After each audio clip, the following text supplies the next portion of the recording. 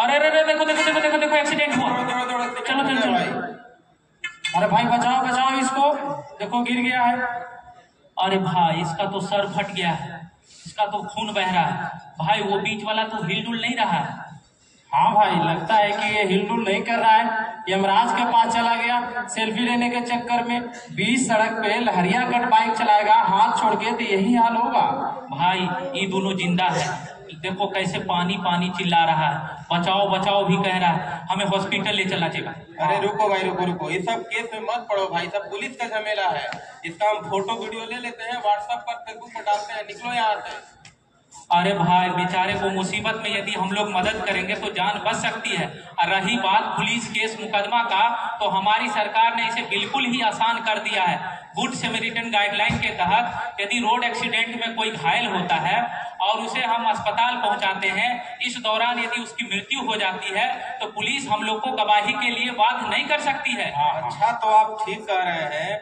मान लीजिए इसको हम मदद के लिए आप बोल रहे हैं, हम हॉस्पिटल लेके चले गए, तो ये हॉस्पिटल वाले अगर पैसा मांगेंगे तो हम कहाँ से देंगे पैसा? देखो देखो भाई मैं बताता हूँ, हॉस्पिटल चाहे सरकारी हो प्राइवेट, सड़क दुर्घटना घायल व्यक्तियों को उपचार करेगी और हम लोग से पैसे की भी मांग नहीं करेगी। ऊपर से राज्य सरकार गुड सैमरिटन गाइडलाइन के तहत जो भी सड़क दुर्घटना वाले व्यक्तियों को आगे आकर मदद करता है, हॉस्पिटल पहुंचाता है, उसे उचित इनाम भी देगी। इसलिए अब हम लोग को डरना नहीं है। चलिए जल्द से जल्द इन लोगों को प्राथमिक उपचार करते हैं और हॉस्पिटल पहुंचाते हैं। ये तो बड़ा बढ़िया बात बता दी, तो हमको पता नहीं था। ये शुभ कार्य करने में देरी किस बात की? चलिए इसको हॉस्पिटल लेके चलते हैं। हाँ 112 पर कॉल कर दीजिए, 112 पर भी कॉल कर दीजिए, एम्बुलेंस भी आ जाएगा। 112 पे कॉल करते हैं। भाई आ जाइए, थोड़ा सा मदद कीजिए तो। हेलो, आइए भाई आइए। यहाँ पे आप देख रहे हैं कि 3 बाइकर जो कि एक्सीडेंट हुआ है, जिसमें से एक का जो है जिसका कि सर फट गया है और ब्लड लॉस हो रहा है, और दूसरा व्यक्ति जो कि सबसे ज्यादा सीरियस है, जिसका धड़कन काम नहीं कर रहा है और सांस भी बंद है, उसको सीपीआर दे करके उसको सीपीआर की मदद से दोबारा से धड़कन चालू करने का प्रयास किया जाएगा। और जो पहला व्यक्ति है जिसका कि सिर फटा है, उसको डायरेक्ट प्रेशर की मदद से खून रोकने की कार्रवाई करेगा। और तीसरा व्यक्ति जिसका कि हाथ फ्रैक्चर हुआ है, हड्डी टूटा है, उसको स्लिंग शॉट की मदद से उसको उसकी हड्डी को स्टेबल किया जा रहा है।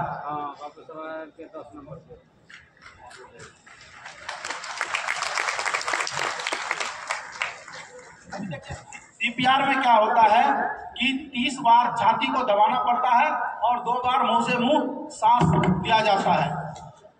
अभी वहां पे दुर्घटना जहां पे हुआ है वहां पे आपको स्ट्रेचर नहीं मिलेगा, तो आप वहां कंबल बेडशीट की मदद से एक मजबूत स्ट्रेचर बना सकते हैं, जिसमें कि 2 डंडे की जरूरत पड़ेगी। एक डंडा बीच में रख करके उसको फैला दीजिए और दूसरा डंडा पेशेंट के मोटाई के बराबर रख करके उसको ओवरलैप कर दीजिए, जिससे कि आपको मजबूत स्ट्रेचर मिल जाएगा और इससे आप आसानी से किसी भी पेशेंट को शिफ्ट करके आप एम्बुलेंस और हॉस्पिटल तक पहुंचा सकते हैं। देखिए कैसे इसको शिफ्ट किया जा रहा है।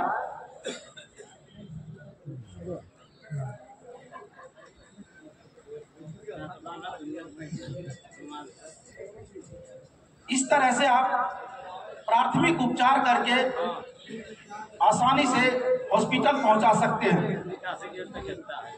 देखिए 4 व्यक्ति की मदद से आसानी से स्ट्रेचर पे शिफ्ट करके आप ले जा सकते हैं। अभी आपने यहाँ देखा कि 3 बाइकर जो घायल हुआ था, जिसमें से कि हम 3 सीन क्रिएट किए, जिसमें एक ब्लड लॉस हो रहा था और दूसरा हड्डी टूटा था और तीसरा जो कि ऑन द स्पॉट उसकी डेथ हो गई थी, मतलब धड़कन उसका काम कर नहीं रहा है। आपको इसको आसानी से करने के लिए आपको सबसे पहले ब्लड कंट्रोल किस तरह से किया जाएगा, ब्लड कंट्रोल के बारे में बताया जाएगा और बारी बारी से आपको हर तीनों चीज को पीएचडी मतलब प्री हॉस्पिटल ट्रीटमेंट के तहत आपको दिखाया जाएगा और करके दिखाया जाएगा।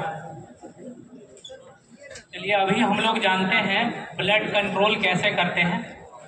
यदि एक्सटर्नल ब्लीडिंग है, स्किन कट के बाहर ब्लड बह रहा है, तो उसको रोकने का 4 तरीका है। उसमें से पहला तरीका डायरेक्ट प्रेशर, मतलब सीधा दबाव, कहीं से भी कटा हुआ है उसके ऊपर प्रेस करके रखेंगे, उंगलियों से दाब के रखेंगे। हाथ से कितना देर तक दाब के रखेंगे? हो सकता है कि आपके पास कोई रुमाल या कपड़ा हो, उसके जरिए उसको बैंडेज कर सकते हैं और डायरेक्ट प्रेशर से ब्लड रुक जाएगा। दूसरा तरीका है उसे एलिवेट करके रख सकते हैं, जैसे जहां पे कटी है उस अंग को हृदय लेवल से ऊपर उठा के रखेंगे, जिससे उसका प्रेशर कम हो जाएगा, उससे भी ब्लड रुक सकती है। तीसरा तरीका है कि जिस धर से ब्लड आ रहा है उसको बीच रास्ते में रोकना है, तो इसके लिए क्या करना होगा? प्रेशर पॉइंट को दबाना होगा। देखिए प्रेशर पॉइंट हम कैसे पता करेंगे?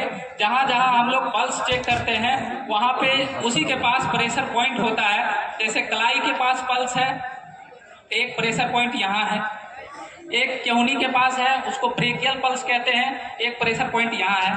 तो हमें यहाँ यदि कटा हुआ है तो ब्रेकियल पल्स के पास हमें दबा के रखना होगा। ये है 3 तरीका जो नॉर्मल कट फट में काम आएगा, लेकिन जब हाथ कट के अलग हो जाए, जब पैर कट के अलग हो जाए तो इन 3 तरीकाओं से नहीं रुकेगी। इसके लिए टूर्निकेट करना पड़ेगा। टूर्निकेट क्या है? रक्त बंधन पट्टी। जैसे मान लेते हैं कि इनका हाथ यहाँ से कट के अलग हो गया, तो हमें क्या करना है? कभी भी टूर्निकेट सिंगल बोन के ऊपर किया जाता है, जैसे केहूनी से लेकर शोल्डर ज्वाइंट तक सिंगल हड्डी, यहाँ से कटा हो या यहाँ से कटा हो, हमें कहाँ करना है? बाजू पे करना है। इससे प्रॉपर बंधेगा और ब्लड बहना बंद हो जाएगा। इसके लिए क्या करना होगा? एक रुमाल को लेना है, उसको रस्सी नुमा बना लीजिए और फिर उसको एक सिंगल गांठ लगाइए। पहले देखिए सिंगल गांठ लगा लिए। अब कोई लकड़ी या कलम आसपास मिल जाएगा, उसके ऊपर रखना है और फिर दूसरी गांठ लगा देनी है। अब इसको क्या करेंगे? कलम को क्लॉकवाइज या एंटी क्लॉकवाइज रोटेट करेंगे। एक ऐसा टाइम आएगा जितना टाइट हो जाएगा कि ब्लड बहना बंद हो जाएगा। लेकिन ये खतरनाक है कब? जब इसको इसी तरह से टाइट करके छोड़ देंगे तब। ये अंग डेड ना हो, इसके लिए क्या करना होगा? हर 10 से 12 मिनट पर कुछ देर के लिए लूज करना होगा। जब ब्लड फिर से रिसने लगे फिर टाइट कर दीजिए। इससे क्या होगा? ब्लड का साइकिलिंग हो जाएगा, शुद्ध ब्लड इस अंग को मिल जाएगा। अब ये अंग डेड नहीं करेगा। जो कटा हुआ पार्ट है उसको कपड़ा में भिगो करके उसमें रख करके डॉक्टर साहब के पास ले जाएंगे, हो सकता है कि उसको ज्वाइंट कर दें। ये तरीका, लेकिन इसमें एक चीज बहुत कारगर है, इमोशनल सपोर्ट, कि आपको कुछ नहीं होगा, हम आपको हॉस्पिटल ले चलते हैं। इस तरह से यदि सपोर्ट देते रहेंगे तो उसका हिम्मत बना रहेगा और हार्ट अटैक वगैरह नहीं होगा। अभी मान लेते हैं कि एक्सीडेंट में हाथ भी टूट सकती है, पैर भी टूट सकता है। इसके लिए स्प्लिंटिंग कर सकते हैं। तो कैसे करेंगे? देखिए मान लेते हैं कि ये कलाई के पास की हड्डी टूट गई है, इसमें स्प्लिंटिंग, कॉपी, किताब, गत्ता या लकड़ी का कोई भी पार्ट मिल गया, उसको नीचे सपोर्ट डालेंगे और फिर उसको किसी कपड़े से, धोती, गमछा, साड़ी, दुपट्टा, इतनी चौड़ी, हम वहां के सीन के बारे में बता रहे हैं जहां पे मेडिकल आइटम नहीं होगा, वहां पे हम इस तरह से जैसे क्रैप बैंडेज से लपेट रहे हैं, ठीक उसी तरह से किसी कपड़े से आप लपेट देंगे। तो ये करने का मेरा मूल मकसद है कि उस हड्डी में हरकत को रोकना। उसके मूवमेंट को यदि आप ऐसे करके रोक देते हैं तो हड्डी में हरकत नहीं होगी और नुकसान आगे नहीं बढ़ेगा। बाकी काम डॉक्टर साहब के पास ले जाएंगे, वो बाकी ट्रीटमेंट वहां होगा। इसी तरह से बॉडी में कहीं की भी हड्डी टूटती है तो इसी तरह से सपोर्ट दे करके उसको स्थिर करना है। अब क्या करेंगे? थोड़ा सा खड़े हो जाइए। इसको हम नीचे नहीं रखेंगे, हो सकता है सूज जाए। इसके लिए क्या करेंगे? इसका वेट, हाथ का वेट गर्दन पे लाएंगे।